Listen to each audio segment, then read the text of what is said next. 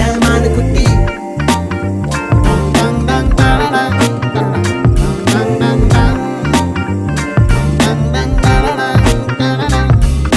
அடுத்தென்ன கலவரம் உண்டாகிடுமோ